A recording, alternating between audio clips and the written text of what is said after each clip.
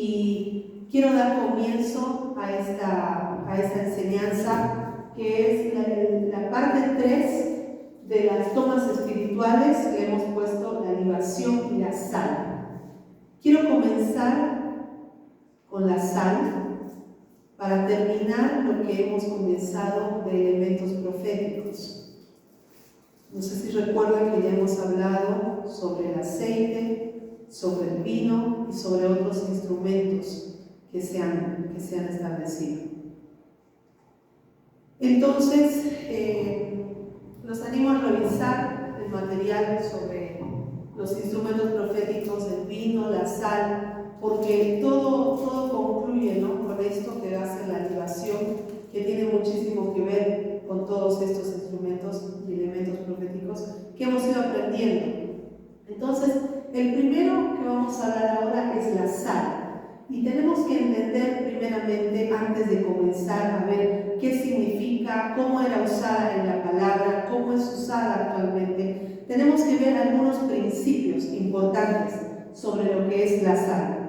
Primeramente, tenemos que estar de acuerdo, sí o sí, en que la sal no es usada para ungir. La sal no la podemos utilizar para ungir nada. Lo que se usa para ungir es el aceite. Eso lo tenemos que tener muy claro, porque por ahí a la hora de querer hacer alguna toma con sal o utilizar la sal en algún momento, tal vez se nos puede llegar a confundir. No sirve para ungir, no se unge nada con la sal, solamente el aceite es para ungir. No siempre se utiliza la sal en diferentes actos proféticos. El Señor nos manda a usar, como hemos visto, agua, vino, aceite y etcétera y demás. Y debemos estar muy atentos a lo que dice el Espíritu Santo para ver si nos manda a usar la sal en casos específicos. Entonces, esto tenemos que tenerlo bien claro, ¿no? Es uno de los principios importantes. Ahora, el uso de la sal ha sido frecuentemente utilizado por la brujería. Esto lo sabemos. Y la brujería ha querido apropiarse de lo que es la sal. Pero tenemos que entender que no es de la brujería, no es del enemigo, porque vamos a ir viendo y dándonos cuenta que el enemigo generalmente no es generalmente, sino que es un imitador. El enemigo está imitando constantemente los diseños de la luz. Entonces, al utilizar la sal en la palabra de Dios, que tiene un uso bíblico, totalmente bíblico, primeramente de Dios, el enemigo ha tergiversado y ha querido usarlo. Y lastimosamente, los hijos de luz, que somos nosotros, no hemos estado avanzando tanto con este uso de la sal. No es tan frecuente utilizar la sal que los cristianos utilicemos la sal, ¿no es cierto? Más lo han popularizado, como decir, la brujería. Pero esto tenemos que entender que no es de la brujería, no es de ellos, no le pertenece. Los actos proféticos son otro principio que tenemos que entender, es importantísimo, que los actos proféticos son contra los principados, contra las potestades, contra los gobernadores de las tinieblas, contra las maldiciones generacionales, contra la brujería, contra la hechicería, contra la idolatría. No son contra las personas. No son contra las personas. Esto tenemos que entenderlo muy claro, mis hermanos. Uno ataca o uno va con actos certeros, con estos actos proféticos, a todo lo que tiene que ver con la oscuridad y con los demonios, no con las personas. ¿Por qué digo esto? Porque cuando uno hace un acto profético con rabia contra una persona, con bronca, con desearle el mal a una persona, esto que se convierte en nada más que en brujería. ¿Por qué? Porque este es el modo operante de las tinieblas. El enemigo utiliza esto, se mueve así, se mueve con ese corazón de odio para las personas, para querer arruinar a las personas y lastimarlas, atarlas, ¿no es cierto? Pero los hijos de la luz son todo lo contrario. Entonces, no es posible que nosotros hagamos estos actos proféticos y utilicemos esta sal para dañar a las personas. Porque nosotros somos hijos de la luz y tenemos que tener amor por las almas. Es por eso que hacemos los actos proféticos. Rescatamos a las almas de la perdición eterna del infierno y los levantamos y los llevamos a la luz por medio de estos elementos simbólicos que el Señor nos ha dado para utilizar. Esto lo tenemos que tener muy claro, mis hermanos.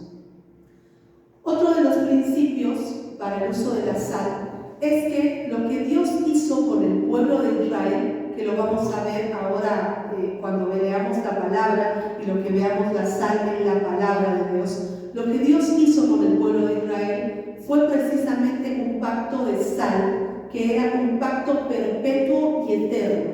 Ese es uno de los principios de la sal que tenemos que comprender. Son un pacto eterno y perpetuo. ¿Qué quiere decir perpetuo? Quiere decir para siempre.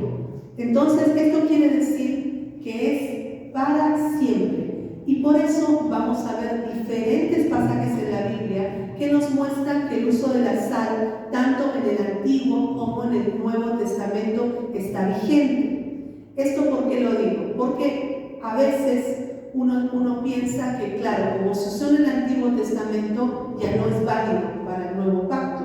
Pero entonces, ¿qué pasaría? No se hubiese dicho que era perpetuo, se hubiese dicho solamente para el Antiguo Testamento. Pero la palabra de Dios es clara, es perfecta. Dios no es hijo de hombre para mentir, y dice que los actos hechos con sal son perpetuos, tienen uso perpetuo. Entonces, ese es otro de los principios de la sal que tenemos que saber. Y otro de los principios importantes es que debemos comprender que Satanás es un imitador, como ya se los había dicho. Por lo tanto, el uso de la sal es bíblico. Primeramente fue instituido por Dios. Él lo instituyó por primera vez. El uso de la sal y los elementos proféticos no son para nada brujería, y el hecho de que los brujos lo utilicen para maldad no lo hace ver más que un imitador. Como lo que es Satanás y ha sido siempre ha estado tratando de imitar el diseño de Dios para torcerlo y hacerlo al revés, el contrario de los hijos de luz. Nosotros, como hijos de luz, que deseamos hacerlo con los principios y contra los principados y contra las potestades de esta tierra, lo hacemos ¿para qué? Para sanar la tierra, para sanar los territorios, para purificarnos a nosotros también. Y el enemigo lo hace ¿para qué? Para secar los territorios, para secar la tierra, para secar a las personas. Él utiliza así, de esta forma, la sal. Entonces nosotros no tenemos que utilizarlo de ninguna forma así, no tenemos que utilizarlo con este corazón. Tenemos que darnos cuenta y entender claramente que nosotros lo hacemos con amor, por amor a las almas, por sanidad. Entonces no tenemos que caer en este juego. Ahora, que ellos usen este elemento no quiere decir que les pertenece. Por eso es necesario que entendamos esta diferencia. El enemigo lo usa para destrucción y los hijos de luz lo usamos para construcción. Es una gran diferencia, eso es lo que nos diferencia. Ahora, no debemos utilizar en ningún momento estos actos proféticos o estos elementos para ir en contra de las personas, lo que les venía diciendo, porque estaríamos con un diseño torcido, ¿verdad? Un diseño satánico. Entonces, queda totalmente prohibido utilizar estos elementos en contra de las personas, por más que nos caigan mal, por más que tengamos bronca o le tengamos odio. Esto trae únicamente maldición a las vidas. Entonces queda totalmente prohibido utilizar estos elementos con ese corazón, con ese fin. ¿Por qué? Porque caemos en lo mismo que la brujería. Tenemos que utilizarlo para el bien, para sanar los territorios, para rescatar a las almas, ¿verdad? Ahora, una vez conociendo y teniendo muy claro esos principios que los he repetido de una forma muy clara, vamos a entender lo que es la sal en la palabra de Dios. Y a medida que vayamos leyendo ciertos versículos de la palabra de Dios, vamos a ir viendo para qué es usada la sal. Primeramente, quiero que veamos, si tienen sus Biblias, lo puedan buscar, es en 2 de Reyes 2, del 18 al 21. Yo lo tengo aquí y lo voy a leer. Dice: y cuando volvieron a Eliseo, que se había quedado en Jericó, él les dijo: no os dije que no os dije yo que no fueseis. Y los hombres de la ciudad dijeron a Eliseo: he aquí el lugar a donde está colocada la ciudad es bueno, como mi señor ve, mas las aguas son malas y la tierra es estéril. Entonces él dijo, o sea, Eliseo les dijo: tráenme una vasija nueva y poned en ella sal. Y se lo trajeron. Y saliendo él a los manantiales de las aguas, echó dentro la sal y dijo: así ha dicho Jehová, yo sané estas aguas y no habrá más en ellas muerte ni enfermedad. Y fueron sanas las aguas hasta hoy, conforme a la palabra que habló Eliseo. Entonces ahí podemos ver cómo usó Eliseo esta palabra en el Antiguo Testamento, en 2 de Reyes. Y vemos que en este pasaje lo que hizo Eliseo fue un acto profético. Y recordemos que Eliseo tiene la doble porción del Espíritu, ¿verdad? Entonces las aguas, ¿qué pasaba? ¿Cómo eran las aguas? Eran malas, no servían para beber, la tierra era como estéril. Entonces lo que hizo Eliseo fue poner, para sanar estas aguas, usar sal. Una vez hecho esto, proclamó que no habrá más en esas aguas ni muerte ni enfermedad. Y esto fue perpetuo, fue hasta hoy, dice la palabra de Dios. El versículo 21 dice: así ha dicho Jehová, yo sanaré estas aguas y no habrá más en ellas muertes ni enfermedad. Y a diferencia, bueno, aquí vemos un uso de la sal que es para sanidad de las aguas y de la tierra, ¿no es cierto? Volveremos a decir que a diferencia de la brujería, que es utilizada esta para el lucro, porque te piden dinero a cambio de hacer estos trabajos, Dios, su diseño ha sido que esto no es utilizado, no pide nada a cambio de esto. Entonces, el Señor no pide nada monetario a cambio de lo que se debe hacer con la sal, a cambio de este acto profético, de esta sanidad perpetua. Entonces, esto es una ley que está establecida en la palabra de Dios y desde hace mucho tiempo que no puede hacerlo, no puede revocarlo porque es perpetuo. Entonces, si uno ve en su casa que está con mortandad, que hay espíritus de muerte, que hay enfermedades, que hay la tierra seca, que las aguas están contaminadas y todo eso, entonces se utiliza esta sal. Y dice que podemos hacerlo en nuestra propia casa para traer libertad, podemos hacerlo en las aguas para traer sanidad, podemos hacerlo con nosotros mismos en nuestra tierra también. Ese es uno de los usos de la sal. Después, otro de los usos de la sal está en 2 de Crónicas 13:5, que dice lo siguiente: ¿no sabéis vosotros que Jehová, Dios de Israel, dio el reino a David sobre Israel para siempre, a él y a sus hijos bajo el pacto de sal? Aquí el Señor dice que hizo pacto de sal con su pueblo, con el pueblo de Israel.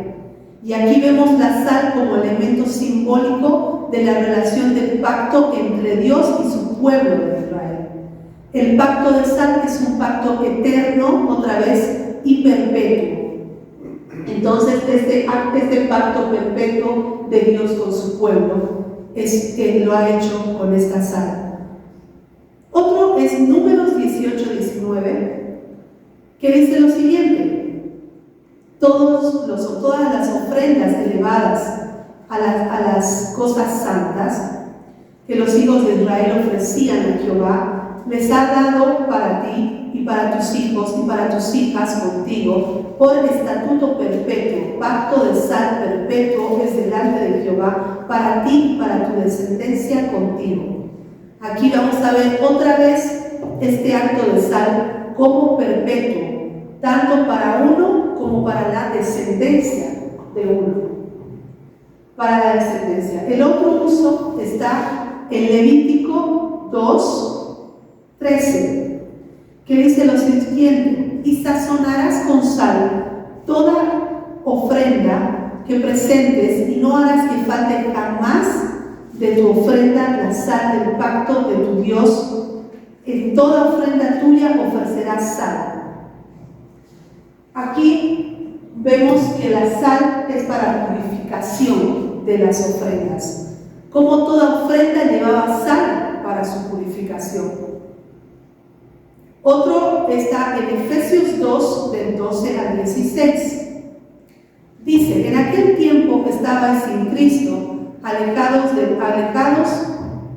la ciudadanía de Israel y ajenos a los pactos de la promesa, sin esperanza y sin Dios en el mundo. Pero ahora en Cristo Jesús, vosotros que en otro tiempo estabais lejos, habéis sido hechos cercanos por la sangre de Cristo, porque Él es nuestra paz, que de ambos pueblos hizo uno, derribando la pared intermedia de separación, aboliendo en una carne las enemistades, la ley de los mandamientos expresados en ordenanzas, para crear en sí mismo de los dos uno solo, un nuevo hombre, haciendo paz, y mediante la cruz reconciliar con Dios a ambos en un solo cuerpo, matando en ella las enemistades. ¿De qué está hablando Efesios? Aquí Efesios está hablando que estamos unidos por la sangre de Cristo con el pueblo de Israel. Entonces, ¿qué quiere decir esto? Que esto de la sal también es para nosotros, porque somos injertados en el pueblo de Israel. Entonces, también es válido para nosotros en este tiempo. Y aquí el Señor está diciendo que ha quitado todas las fronteras que uno tenía con el pueblo de Israel. ¿Para qué? Para que seamos uno. Entonces, como sus hijos, por el pacto de Cristo, ahora también tenemos acceso a todo lo que es este tema de la sal. La sangre de Cristo nos redimió y nos acercó a Él, así como antes Dios había hecho un pacto con el pueblo de Israel por medio de la sal. Ahora el Señor hizo pacto por medio de Jesucristo con nosotros y nos hizo uno con el pueblo de Israel. Y así que el pacto de sal es válido también para nosotros hoy. Otro uso de la sal, vamos a verlo en Mateo 5:13. ¿Qué dice? Dice lo siguiente, dice: vosotros sois la sal de la tierra, pero si la sal es desvaneciere, ¿con qué será salada? No sirve más para nada, sino para ser echada fuera y hollada por los hombres. Aquí dice que nosotros como hijos de Dios somos llamados a ser sal del mundo y vamos a ir a rescatar aquellas almas perdidas. Pero si nosotros no lo hacemos, entonces ¿de qué serviría que nosotros hayamos sido injertados en el pueblo de Israel para pertenecer a la iglesia de Jesucristo? ¿Cierto? Entonces aquí es nosotros como sal. Después hay otra que está en Marcos 9:49-50, que dice lo siguiente: porque todos serán salados con fuego, y todo sacrificio será salado con sal. Buena es la sal, mas si la sal se hace insípida, ¿con qué la sazonaréis? Tened sal entre vosotros mismos y tened paz los unos con los otros. Aquí vemos una y otra vez al Señor ratificando su palabra. Y vemos la sal como purificación y la sal también como paz, porque nos dice que tengamos paz, ¿no es cierto? Y nos compara con esta sal. En Colosenses 4:6 es el otro uso de la sal, y dice: sea vuestra palabra siempre con gracia, sazonada con sal, para que sepáis cómo debéis responder a cada uno. Aquí en Colosenses 4:6 dice que la sal está usada como símbolo de gracia, porque nos dice, tengan su palabra como sal. Y nosotros, porque nosotros fuimos salvados por gracia, y que hablemos con esta misma gracia para con los demás. Otro uso está en Ezequiel 16:4, que dice lo siguiente: y en cuanto a tu nacimiento, el día que naciste, no fue cortado tu ombligo, ni fuiste lavado con agua para limpiarte, ni salado con sal, ni fuiste envuelto por facas. Aquí vemos que la sal es para destruir las herencias familiares. Aquí dice que a los bebés les hacían eso, les ponían esta sal cuando nacían. Entonces, dice que la sal es para destruir las herencias familiares, para destruir las iniquidades que venimos arrastrando de los antepasados. Todo lo que se viene arrastrando generación tras generación. Aquí dice que cuando los niños nacían, se frotaban con sal para quitar las maldiciones. Esto dice la palabra. Entonces, qué tremendo que es en este caso el uso de la sal. Con esta sal podemos cortar maldiciones generacionales, aún de la tierra. En Jueces 9:45 dice lo siguiente: y Abimelech peleó contra la ciudad todo aquel día, y tomó la ciudad y mató al pueblo que en ella estaba, y asaló la ciudad y le sembró sal. Esto también es tremendo, porque aquí vemos cómo ellos entendían que en el mundo espiritual era donde principalmente se ganaban las guerras. Las guerras antes que en el mundo físico. Entonces, principalmente sembraban sal para quitar toda la maldición y dejar asolada a sus enemigos. Entonces, aquí vemos cómo se usa la sal para las guerras físicas y cuanto más para las guerras espirituales. Si puede sanar los territorios también. Las consecuencias del pacto con sal, como lo vimos también con Eliseo, ¿no es cierto? En Segunda de Reyes 2:19. Entonces, este uso de la sal también es tremendo. Está diciendo cómo ellos eran tan entendidos que primeramente salaban la tierra para después entrar a guerra, teniendo la certeza de que iban a ganar, ¿verdad? Entonces, esto es tremendo, es tremendo. Y por último está en Job 39:6, dice: al cual yo puse casa en la soledad y sus moradas en lugares estériles. ¿De qué está hablando aquí? Está hablando que la sal aquí sirve para dejar estéril el campo enemigo, para dejar estéril todo lo que el diablo ha programado. Entonces aquí vemos la sal como para dejar estéril el campo enemigo y como juicio contra el mal. Entonces, estos son los usos de la sal que nosotros tenemos que aprender a utilizar. Es algo totalmente tremendo lo que se utiliza con la sal, y nosotros tenemos que entender que es totalmente bíblico, con todas las referencias bíblicas que les acabo de dar para el uso de la sal. Entonces ahora tenemos completo lo que es los elementos proféticos y su uso, ¿verdad? Entonces esta sal es tremendamente importante, y es muy importante que nosotros aprendamos cada uno de estos usos para poder usarla en estas tomas específicas. Como les decía al principio, no se usa en todas las tomas proféticas, no se usa en todos los lugares, sino que nosotros tenemos que repasar esto que estamos avanzando ahora, tenerlo bien cerca para darnos cuenta dónde, cuándo y cómo utilizar la sal, porque es algo, tiene un poder tremendo. Dios le da, nos da este poder de utilizar la sal por medio de su gracia. Estos elementos son simbólicos, tenemos que entender eso también. No es que el elemento que estamos utilizando tiene cierto poder. No, eso no es así. Es algo simbólico que se utiliza para algo específico. Entonces, cuando entendamos esto, vamos a poder utilizar la sal. Ahora, hermanos, vamos a pasar a lo que es el sello de todo, que es la libación.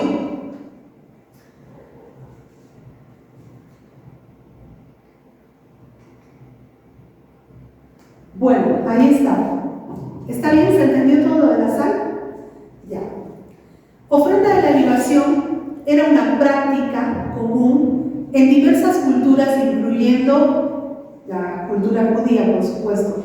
Esta práctica consistía, literalmente, en derramar un líquido sagrado sobre el altar o sobre el suelo y representaba un acto de adoración y era un medio para establecer una conexión con Dios. Entonces, este acto es el acto de libación. Es derramar, es un tipo de líquido que ahora vamos a ver cuáles tipos de líquidos a la tierra, a un altar, al suelo, con este motivo, la adoración y la conexión, ¿no? En la Biblia hace referencia a la ofrenda de la libación en numerosas ocasiones, revelando su importancia en la vida espiritual y en la vida ritual, en todos los rituales sagrados que hacían los del pueblo de Israel. La libación es una ofrenda ritual que consiste en derramar una bebida, como ser agua, como ser vino, como ser aceite, en honor a Dios. Y este acto simboliza una entrega, simboliza una dedicación hacia la voluntad divina y además sirve como una expresión de adoración y veneración a Dios, ¿no? Tiene algunos principios y algunos orígenes, como ya les venía diciendo, que el enemigo no es más que un imitador. Vamos a ver que en muchas partes del mundo también se utiliza la libación, como son las culturas mesopotámicas, Egipto antiguo, Grecia y Roma, culturas indígenas, pero ni me quiero quedar en nombrar para qué las usan, porque es una copia simplemente del diseño original que Dios ha instituido para esta libación, ¿no? Que es un diseño divino. Entonces, en el Antiguo Testamento de la palabra de Dios, las libaciones se mencionan con regularidad, como parte de los sacrificios rituales de adoración, y los sacerdotes ofrecían libaciones de vino junto con ofrendas de grano, por ejemplo. Dice que a través de las tradiciones, las libaciones simbolizaban no solo una ofrenda a lo divino, sino también una relación entre lo humano y lo sagrado, reflejando el acto de dar y compartir como una forma de honor y de gratitud hacia Dios. Ahora aquí vamos a ver la libación en la palabra de Dios y vamos a ver diferentes pasajes, como lo hicimos con la sal, donde se habla de esta libación, y ahí vamos a ir entendiendo más lo que es específicamente. Primeramente les he puesto Génesis 28, 18 y Génesis 34, 14. Habla de quién, de Jacob. Dice que después de haber tenido un sueño, Jacob, revelador en Betel, derramó aceite sobre la piedra que le hizo de cabecera y luego hizo algo parecido cuando volvía a esa tierra. En Génesis 28, 18 dice: y se levantó Jacob de mañana y tomó la piedra que había puesto de cabecera y la alzó por señal y derramó aceite encima de ella. Entonces, este acto de derramar aceite es un acto de libación que él hizo, aceite sobre esta piedra. En Génesis 35, 14 dice: y Jacob erigió una señal en el lugar donde había hablado con él, una señal de piedra, y derramó sobre ella libación y echó sobre ella aceite. Entonces aquí vemos una libación de aceite, de líquido de aceite que hizo Jacob, que le sirvió como pacto con Dios y como una ofrenda, recordando ese momento en el que Dios le habló a él y le mostró una visión tremenda, ¿no es cierto? Entonces él construyó este altar con esa piedra y derramó libación de aceite. Ahora vemos un segundo uso que es en David, y donde dice que estaban haciendo unas ofrendas en el templo. Esta palabra está en 1 Crónicas 29, 21, que dice: después dijo David a toda la congregación. Bueno, aquí había pasado que estaban trayendo todas las ofrendas al templo, de donde estaba David, al templo de Jehová.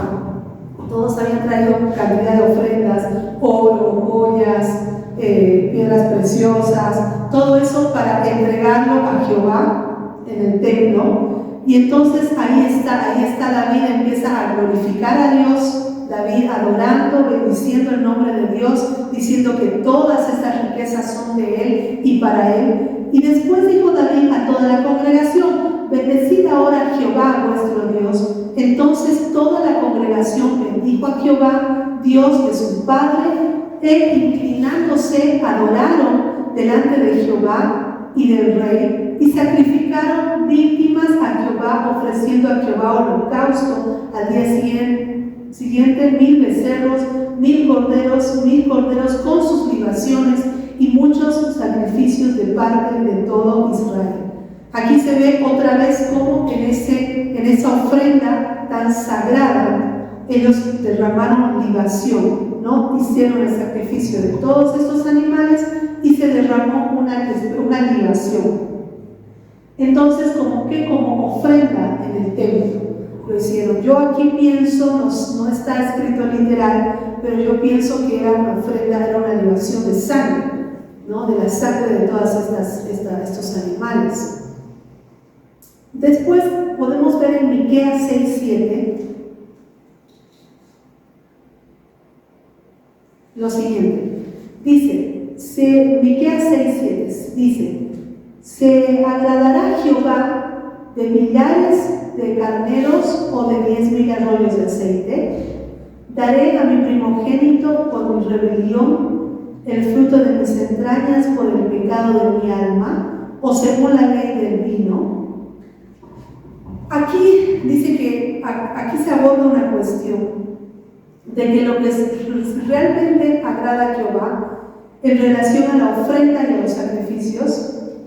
Y dice que aquí en este versículo de Miqueas se pregunta a Jehová y se complace con el sacrificio. Se pregunta si Jehová se complace con el sacrificio de millares de carneros o 10,000 ríos de aceite, y plantea la duda de si se debe ofrecer su primogénito como compensación de su rebelión. Este pasaje está enfatizando lo que Dios espera, que no solo sacrifiquemos sacrificios de animales, sino un corazón sincero y una vida justa delante de Dios. Entonces utiliza esto como un tipo de libación. También está nombrando la del vino y la del aceite, pero aquí pone, ¿no? ¿Cuál será mucho más para el Señor? En Éxodo 29, 38 al 41, también nombra la libación. Dice: esto es lo que se ofrecerá sobre el altar: 2 corderos de 1 año cada uno. Aquí está hablando para Aarón y sus hijos. 2 corderos de 1 año cada uno continuamente. Ofrecerás uno de los corderos por la mañana y el otro cordero ofrecerás a la caída de la tarde. Además, con cada cordero 1/10 parte de una efa de flor de harina amasada, con la 1/4 parte de un hin de aceite de oliva machacada, y para la libación la 1/4 parte de un hin de vino. Y ofrecerás el otro cordero a la caída de la tarde, haciendo conforme a la ofrenda de la mañana y conforme a la libación y el olor grato, ofrenda encendida a Jehová. Aquí esta es una ofrenda que les está dando instrucciones de cómo hacerla a Aarón y a sus hijos. Entonces aquí vemos una libación de vino y de aceite, ¿verdad? Entonces estamos viendo constantemente que esto es en un tipo de ritual sagrado que ellos hacían para el Señor. En Números 29:6 dice lo siguiente: dice: además del holocausto, el mes y su ofrenda, y el holocausto continuo y su ofrenda, y sus libaciones conforme a su ley, como ofrenda encendida a Jehová en olor grato. Aquí en Números estamos viendo una ofrenda con olor grato. Esa era una ofrenda con olor grato para el Señor, ¿no? En esta ocasión. Deuteronomio 32-38 dice: que comían la grosura de sus sacrificios y bebían el vino de sus libaciones. Levántense, que os ayunen y os defiendan. Otra vez estamos viendo la libación de vino. Y ahí estamos dándonos cuenta que, vamos a ir dándonos cuenta que estaba tanto en el Nuevo Testamento como en el Antiguo Testamento. Vamos a ir viéndolo a medida que vamos leyendo los capítulos. Otra vez en Oseas 9:4 dice lo siguiente: no harán libación a Jehová, ni sus sacrificios les serán gratos, como pan enlutados les será de ellos todo lo que coman. De él serán inmundos, será pues el pan de ellos para sí mismos, ese pan no entrará en la casa de Jehová. Dice que aquí en Oseas estamos viendo una libación que no había sido agradable ante el Señor. En Filipenses 2:17 vamos a ver lo que dice Pablo. Dice que en el templo del tabernáculo, antes de pasar a lo que dice Pablo, una parte de las libaciones se derramaba sobre el fuego y con el resto se rociaba el altar, el derredor, y posteriormente a toda la ofrenda derramada al pie del altar. Esa era una forma de hacerlo en el tiempo del tabernáculo. En Filipenses 2:17 dice lo siguiente: y aún sea derramada en libación sobre el sacrificio y el servicio de vuestra fe, me gozo y regocijo con todos vosotros. Dice que al pensar en el hecho de que probablemente moriría por causa del evangelismo, Pablo le dijo a Timoteo, también en 2 de Timoteo 4:6, dice: yo ya estoy por ser sacrificado. La palabra sacrificio en griego significa libación. Aquí está, en el 6, dice: porque yo ya estoy para ser sacrificado, en el tiempo de mi partida está cerca. Aquí nos vamos a ir dando cuenta cómo la libación se va transformando en un sacrificio personal, siendo uno ya como libación en el Nuevo Testamento. Ya les voy a explicar mejor esto, ya me van a entender un poco mejor. En Isaías 53:12 dice lo siguiente: por tanto, yo le daré parte con los grandes y con los fuertes repartirá despojo, por cuanto derramó su vida hasta la muerte y fue contado con los pecadores, haciendo él llevado el pecado de los muchos y orado por los transgresores. Aquí está hablando de quién, de Jesucristo. Al pensar en el Señor en la libación, lo veremos entregándose a sí mismo, como derramándose a sí mismo en la cruz del Calvario, como libación aquí en Isaías. En 2 de Samuel, volvemos al antiguo, 2 de Samuel 23, dice lo siguiente, está hablando de David aquí, y es una libación por agua, que dice: ofreció libación a Dios cuando derramó el agua que le trajeron de su pozo en Belén, que él había pedido.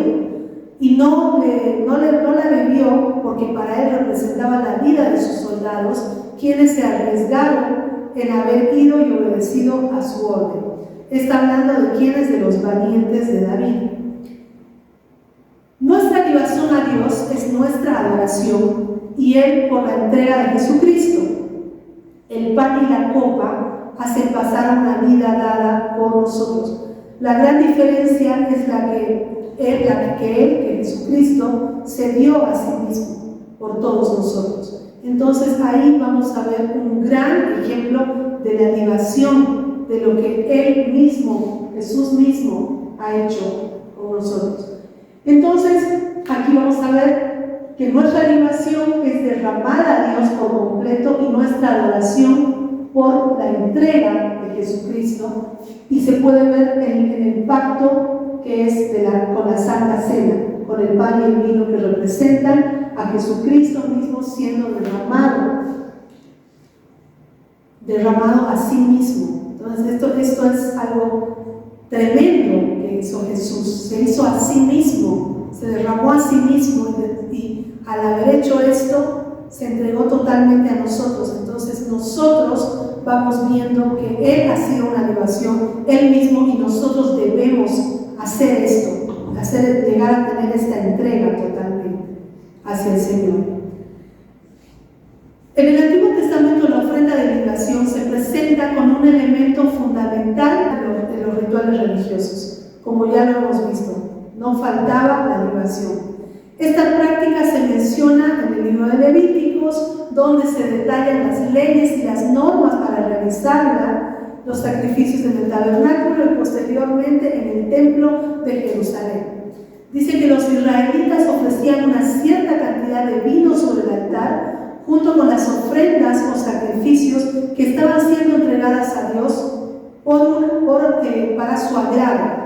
La libación era ofrecida con distintas oraciones importantes y también en algunas ocasiones específicas.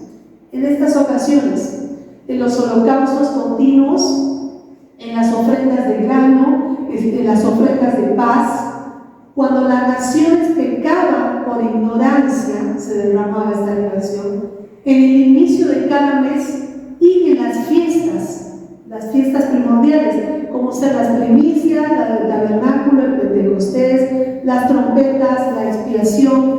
En todas estas ocasiones se realizaba esta libación. La libación era una parte de la ofrenda, junto con el sacrificio de los animales y la presentación del pan sin levadura.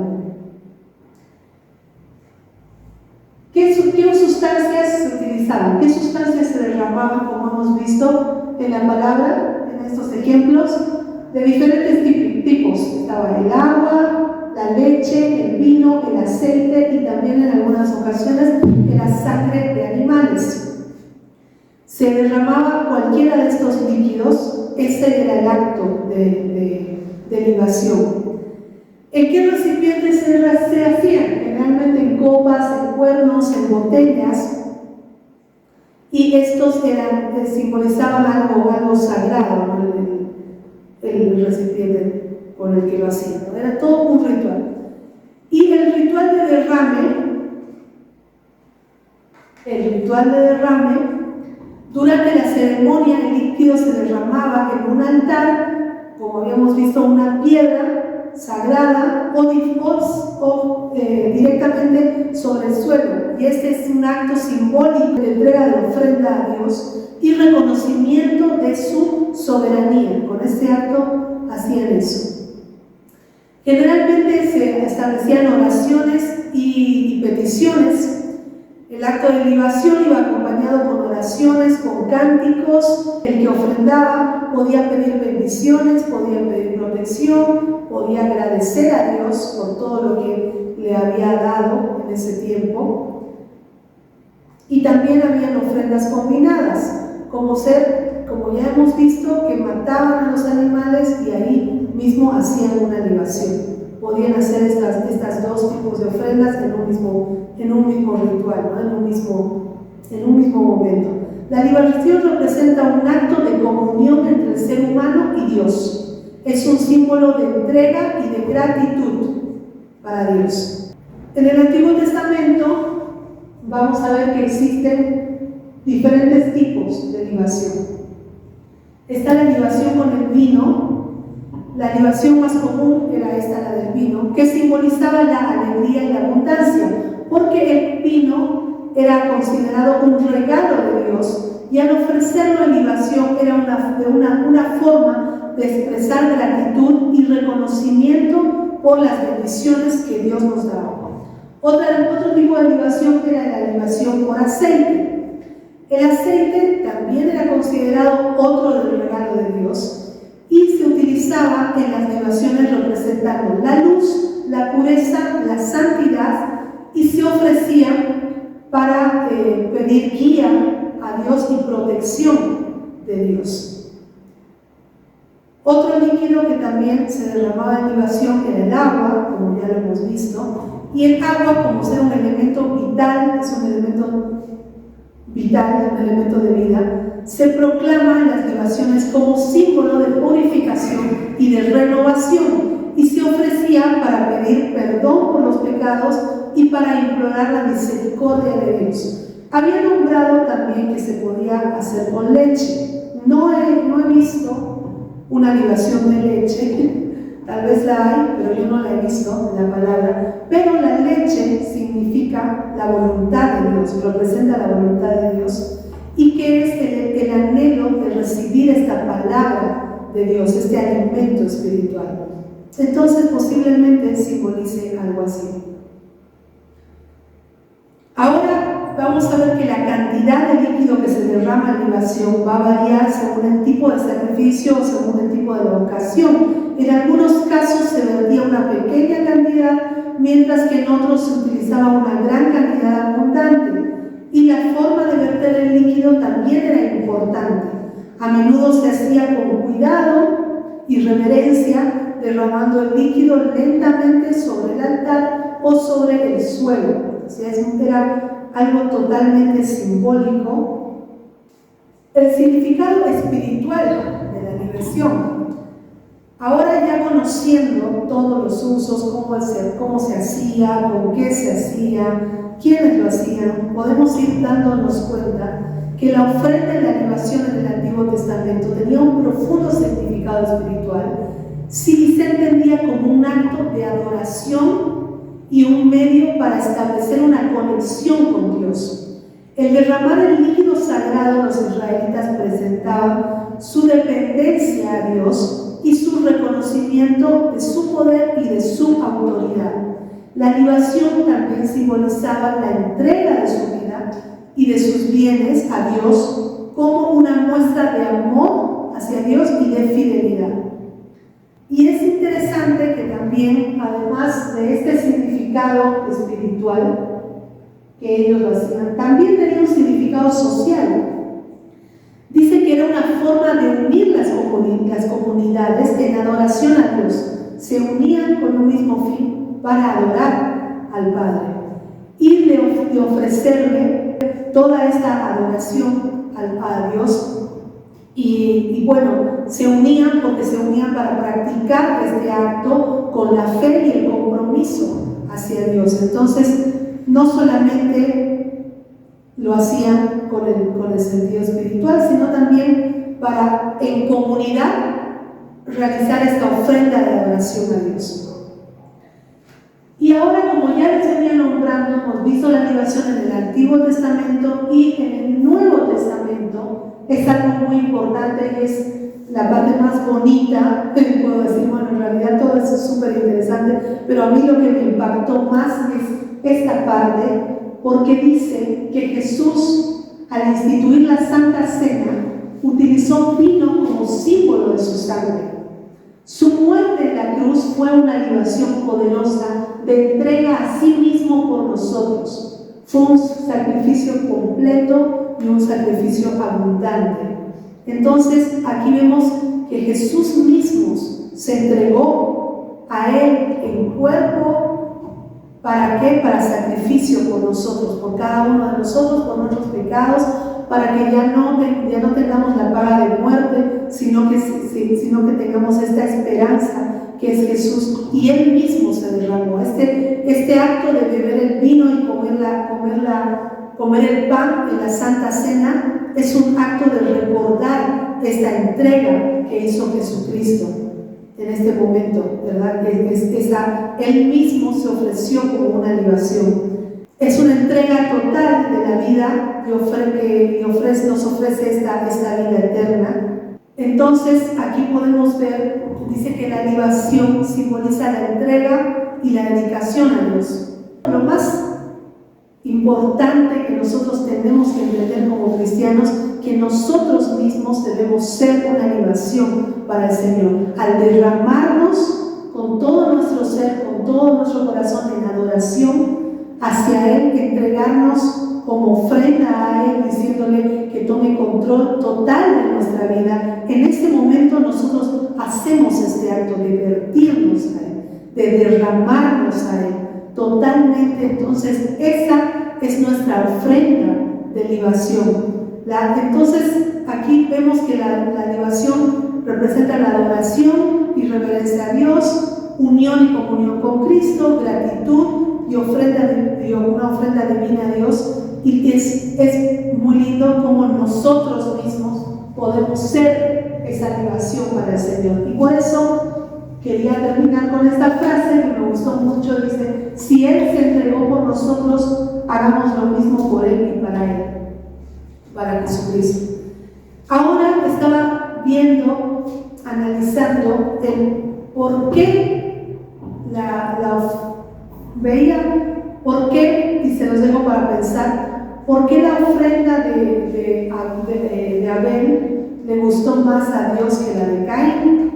Y yo pensaba que quizás era porque Abel derramó sangre, ¿no? Ahí hizo esta libación de sangre, hizo el sacrificio y fue sangre derramada ahí. En cambio la de Caín sí era lo mejor de su cosecha, pero no tenía esta entrega, ese derramamiento que simbolizaba tanta devoción hacia Dios. Y ahora, últimamente, actualmente, en nuestra localidad, hay un diseño contrario por el cual nos va a llevar a pedir perdón al Señor, que es la chaya.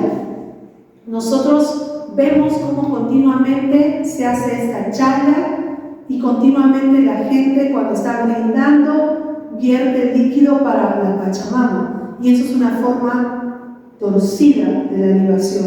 Es un uso que ellos le dan, pero están haciendo este acto de conexión con ese Dios pagano, ¿verdad? ¿Cómo lo hacen en diferentes partes del mundo, diferentes culturas, diferentes continentes?